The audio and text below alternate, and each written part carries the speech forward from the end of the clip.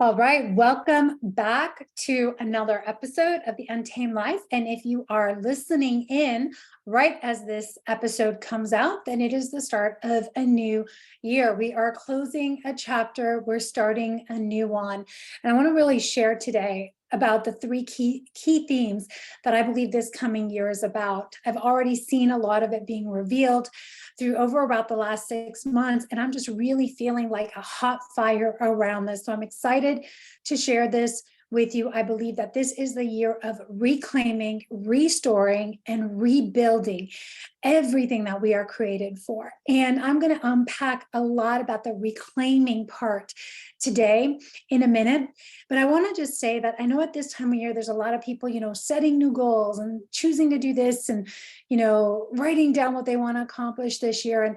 And there's a lot of talk about, well, it's just another year and nothing is really changing if you have the foundational pieces in place. But here's what I love about this time of year. For me, it's like reading a chapter of a book. I love the turning of the year as a symbolic time, a symbolic representation, to slow down, to take even deeper pause, to consciously decide, what gets to come, what gets to stay back. It's a time of deeper reflection, deeper intention setting, deeper navigational, directives.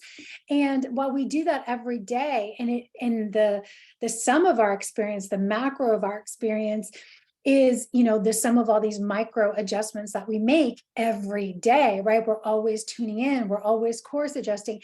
And then there's these moments. And I believe that this turning of the year, New Year's is one of those moments where we can actually just pause a little bit longer, reflect a little bit deeper, and set intention that is that much more potent, if that makes sense, and up level the foundations that we get to put in place to support the new structure and the scaffolding for what we actually desire to create in our life in the coming chapter. So I use this analogy of closing chapters, starting new chapters. I love the concept of writing a book. I believe our life is like a book that we are writing.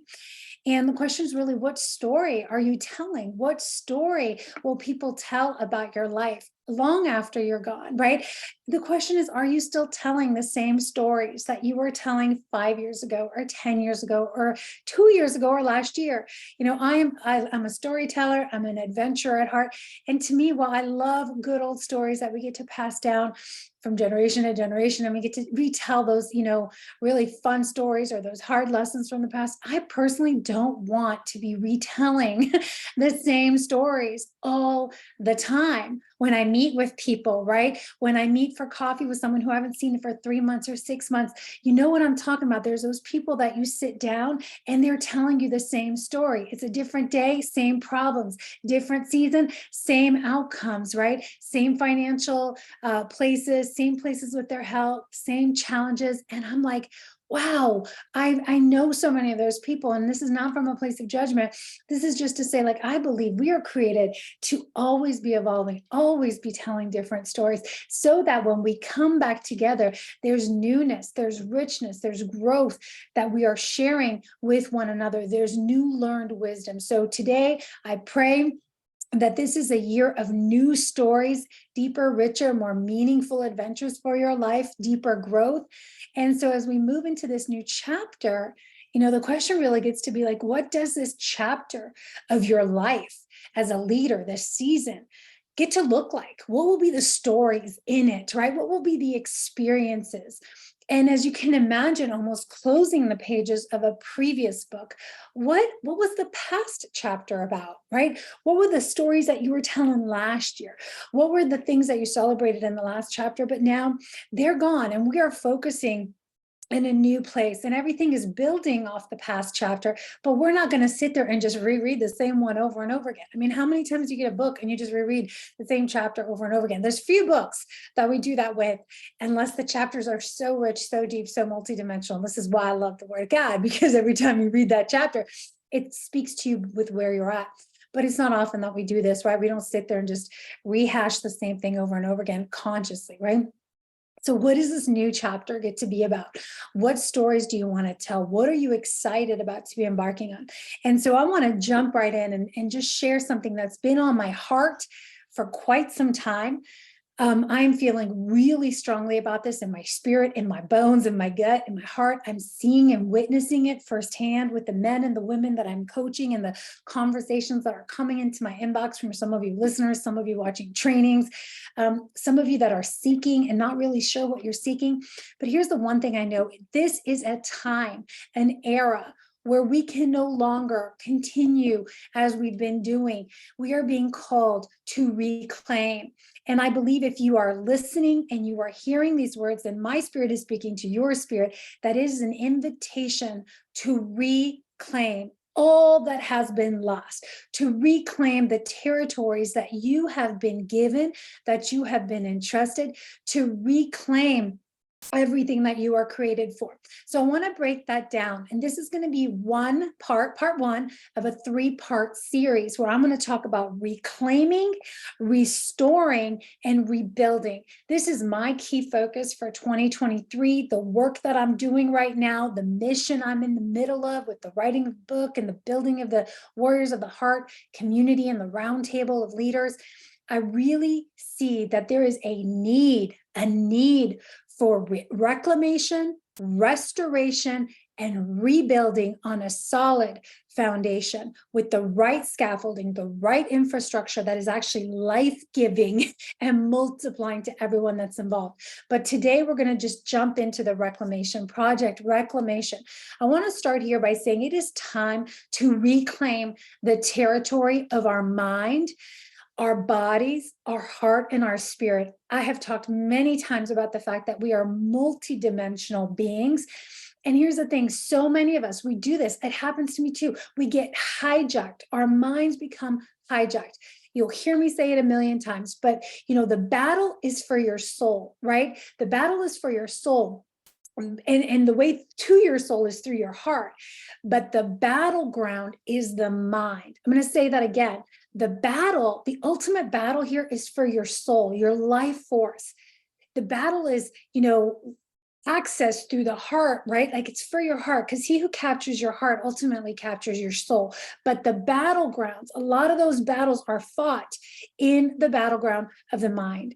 And so many of us are sitting here mindlessly going through the motions, consuming content, podcasts, shows, videos, music, all kinds of noise in the collective consciousness, thoughts, programming that's getting passed on through generations, right? Through societal programming. We are not claiming the territory, and it is territory of our mind, this creative, incredible, God-given, like superhuman thing that we have to tap into the most creative visions, right? To dream bigger, to stretch our imagination, to start to move to becoming builders and engineers and architects of dreams and visions that have been placed inside of us, right?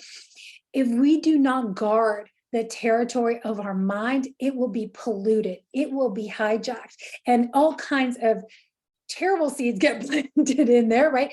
Faulty programs, or we are mindlessly just passing it on. So the first thing I want to talk about is this is a time of reclaiming the territory of your mind. This is the battleground, my friends, right? So much mindset talk about out there, right? I was a mindset coach for years, a high performance coach. I do a lot of mental reshifting, right? Recalibrating, reorganizing thoughts and belief structures and rewiring of subconscious programming. I do a lot of that. And the reason why is that mind is so key. But so many of us, again, are just going through the motions. So the question is, like, do you really have ownership over your mind? Are you aware of what's going on in the territory of your mind, your thoughts, your beliefs? What about your heart? Let's move into the heart, right? Who owns your heart? Who does your heart belong to? Let me tell you something. Our heart belongs to someone or something. And again, I go into a lot of this in the work I do. I have an entire chapter about this in the book that's coming out at the end of the year about where is our heart's allegiance? What do we love, right? What do we long for? And a lot of us, our hearts have been closed, they've been hardened, they've been bitter, they're fearful. And or we haven't gone into the depths of our heart. We're still playing on this like really like emotional front line that our heart is just jumping and responding to anything that's exciting rather than going deep into the longings that were placed there by our creator, right? The desires, the gifting, like the juicy, like deep, most innermost parts of our being in our heart. And I think, again, our hearts have been hardened, our hearts have been hijacked. We've allowed the enemy to come in, right? To cause betrayal, mistrust, break our hearts, right? How many of you listening have had your hearts broken? I mean, through grief, through sorrow, through losses. And it is time to reclaim your heart space and everything that that heart is designed for. The loves, I spent last weekend at the Biltmore Estate with my husband. We were celebrating our anniversary and also ringing in the new year. And we walked around because we wanted to stretch our imagination. We wanted to dream a little bit more. And they had a exhibit from Leonardo da Vinci, and really just going there as I was tuning into this reclamation of this year. I do a lot of creative work. I create a lot of things. I'm creating a book. I create the podcast. I create coaching programs. I create guided practices, meditations. I'm in creation almost all the time. And even though I do that, I realized that I'm ready to reclaim my love for different types of art this year, for music, for other types of expression, dancing, right? To really, reclaim the Renaissance woman inside of me that had become a little bit, even though I'm doing, a lot of different things, a lot of my creative energy was still, in the works that I was creating, right? Which are totally fulfilling, totally life-giving for me. But that's where I was pouring so much of my creative juice, which is great. I'm going to continue to do that. And at the same time, I'm going to stretch and invite myself to invite even more creativity to flow in me and through me so I can have even more ways of expressing who I am as a woman, as a soul, right? Like what I'm here to do, to share with the world. And so just reclaiming the love for the things that you forgot that you even enjoyed, the music, the art, the adventure. So many people I talk to have lost their sense of adventure, their desire, their longing for the unknown.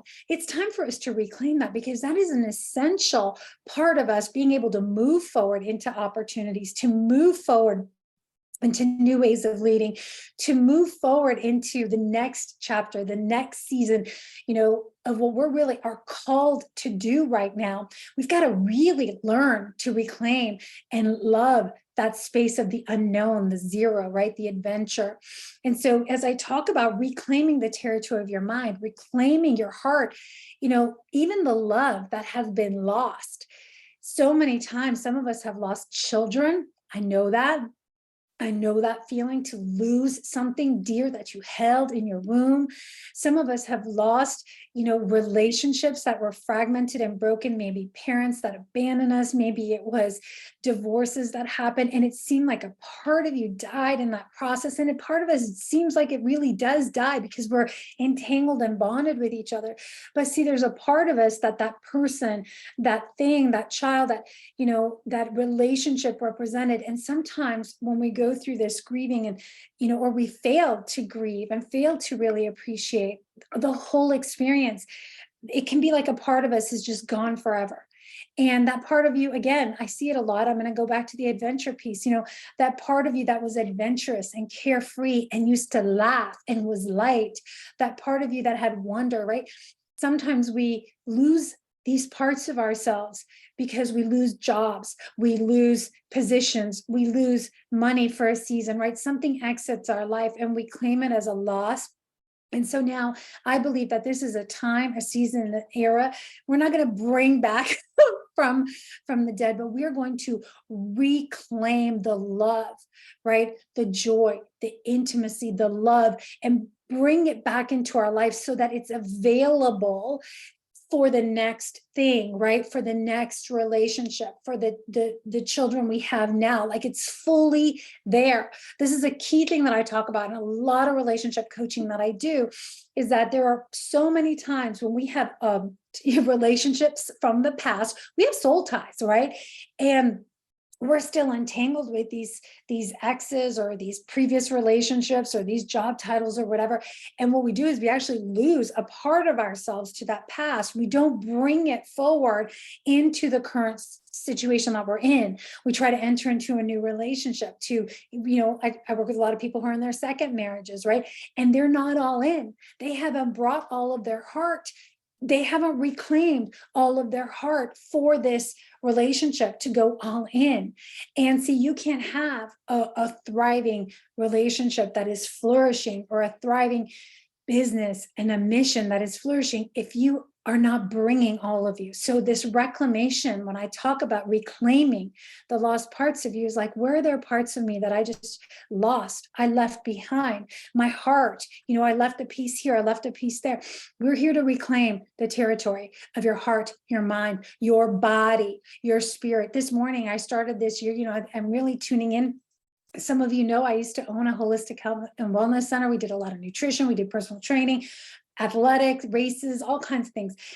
And here's the thing, there's, for so many years, the goals used to be about running a 5K, 10K marathon, whatever, winning a race, getting to a certain percentage body fat, getting a six pack, fitting into a size, whatever, right? Looking a certain way. Here's what I know about the vessel. Your body is the vessel. And so many people's vessels are hijacked. If you haven't listened to episode 4, Energy is Everything, go back and listen to it, because so many of us have given away our body to alcohol, to food, to sedatives, to pills, to external circumstances, stress, right? We've sacrificed our bodies, and we have lost this vessel that is really here to channel, to hold, to multiply.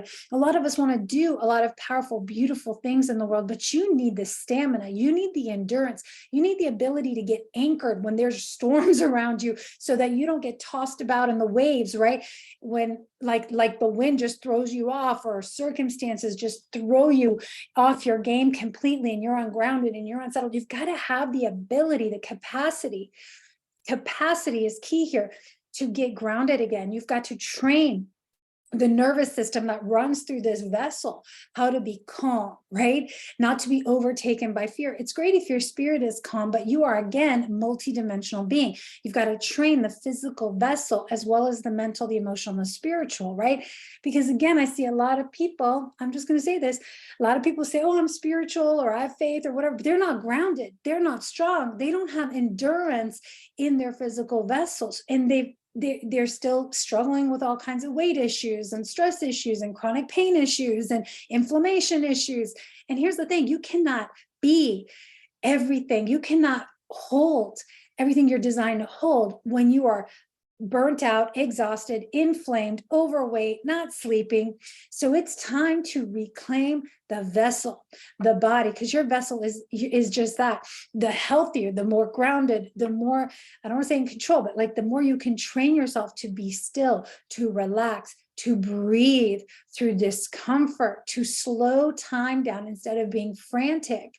You got to train the vessel, and you've got to claim back the territory of your body where you have given it away. A lot of people I work with have addictions too, right? Alcohol is a big one. I come from a family where there was an alcoholic. I know what it's like when your entire body, your mind, your heart, your soul, and your home environment becomes hijacked by the enemy. You give the territory away. You give the keys away, right? So pay attention as I speak here. I'm speaking about the battleground of the mind, the heart, the gateway to the soul, the spirit. Who owns your spirit, right? Who owns your vessel right now? Like, and if you don't know who owns your mind, who owns your heart, who owns your spirit, who owns your vessel, well, I invite you to do a check and say, what has power over it, right? Like, what throws it for a loop? What inspires it? That's what has control over you. That's what has power over it, right? We're talking about reclaiming so that there is, exactly how to navigate, how to steer these parts.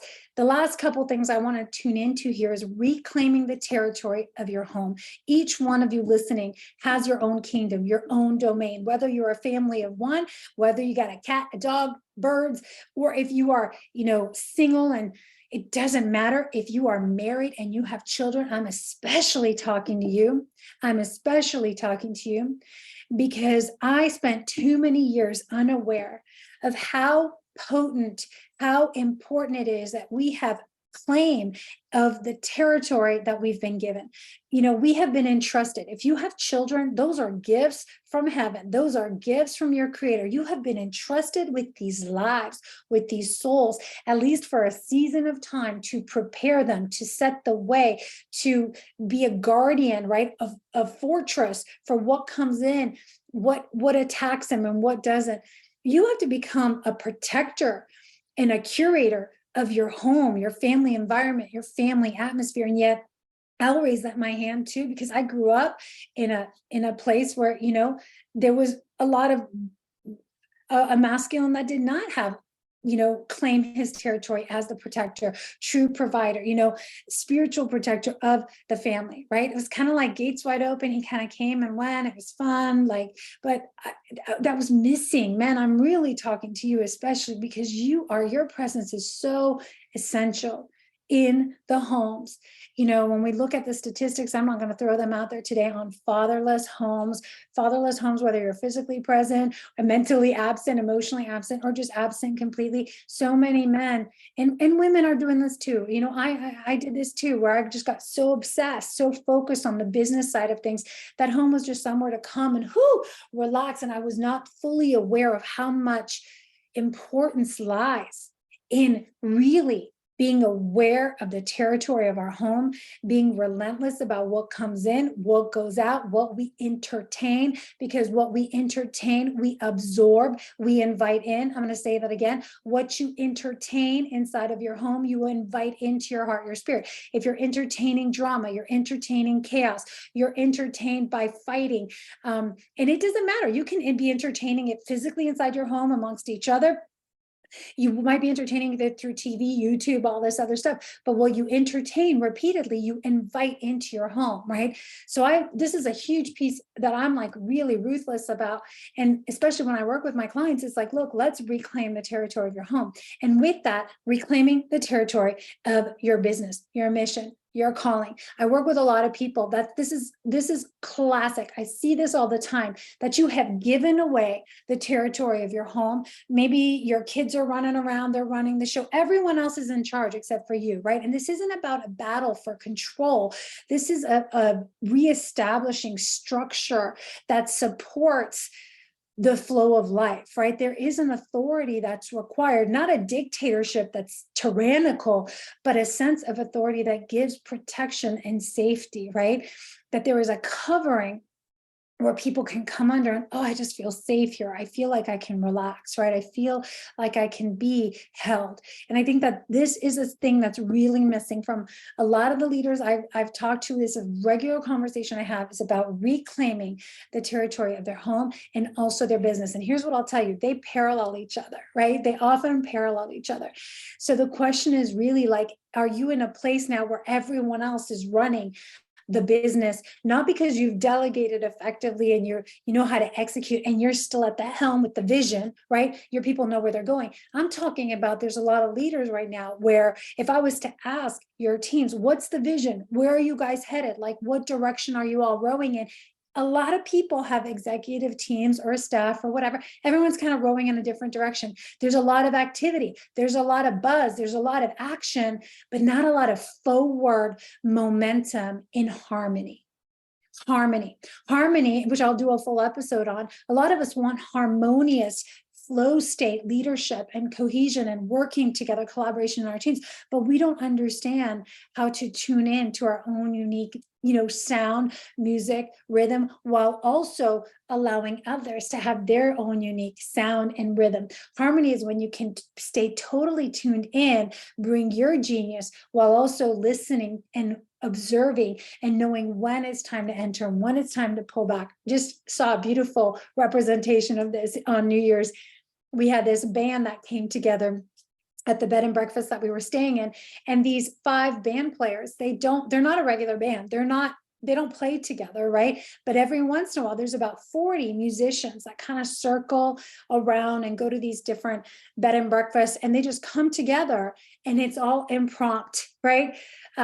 Impromptu music, songs, all this stuff, and they made the most beautiful music that night. It was so fun. It was so entertaining. It was so life-giving. And there was just so much cohesiveness and collaboration and playfulness, and really everybody bringing their own unique genius at the right time and being in the right roles at the right time, at the right place, without going too fast, without going too slow, without interjecting, without trying to overpower the other. There was a real reverence and a respect for everybody's unique sound contribution that made the cohesiveness of the whole. So I shifted into that vision of the musician, right? The musicians playing the music, because this is something I see is really missing, especially in a lot of organizations that have become very rigid, very linear, very, old school. I don't want to say operating from wounded masculine principles, but kind of, right? Very competitive, very threatening environments. And we have got to change the game. I really believe that this is a time where leaders are being called to reclaim the territory of their businesses. I could keep going with this, reclaiming the industry, right? Being leaders who change the way the industry thinks, operates, moves, does, right? Somebody's got to go first. So the question is, what do you get to reclaim in this season?